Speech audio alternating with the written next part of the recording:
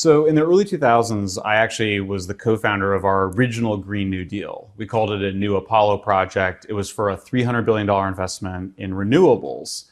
And we succeeded. We got President Obama. He did about $150 billion in renewables between 2007 and 2015. But right away, we started running into big problems. The first you're all familiar with, unreliable electricity means you always have to have fossil fuel power plants backed up or something to back it up when the sun doesn't shine and the wind doesn't blow. But the other issue that I think had a bigger impact on my heart was just that there was all this environmental impact going on from building solar and wind farms. So you started having local conservationists that were raising concerns about the impacts of wind farms on bird and bat species, about the impact of solar farms on our desert tortoise, which is an endangered species. So you started having environmental consequences from renewables. Start running the numbers. It takes 450 times more land to get the same amount of electricity from a solar farm as from a nuclear plant. 17 times more materials required for solar than for nuclear.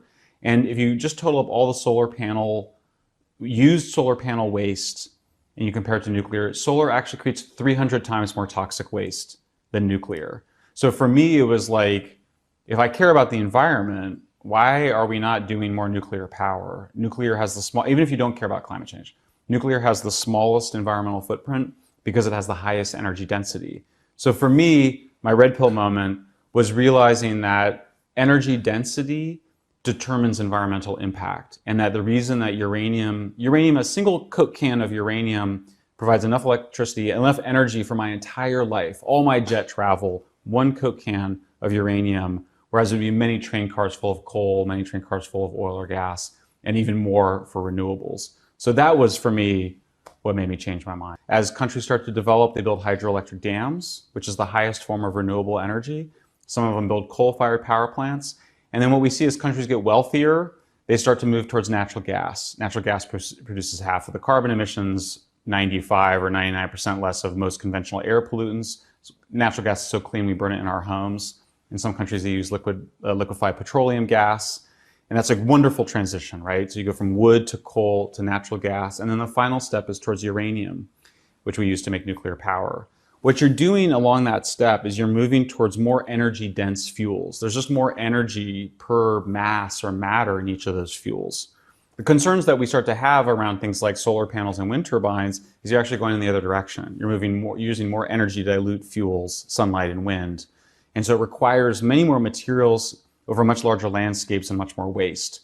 People worry a lot about nuclear waste. I don't worry about nuclear waste at all. For me, nuclear waste is the selling point of nuclear. Well, why is that? Well, nuclear waste, what we mean by nuclear waste is just the used fuel rods. So one Coke can of uranium fuel is enough to give me all the energy I'll use in my entire life. At the end of the process, comes out as that same solid metal fuel. It is harmless. Literally, you can't make a bomb out of it. You can't do anything dangerous with it. It can't leak because it's solid.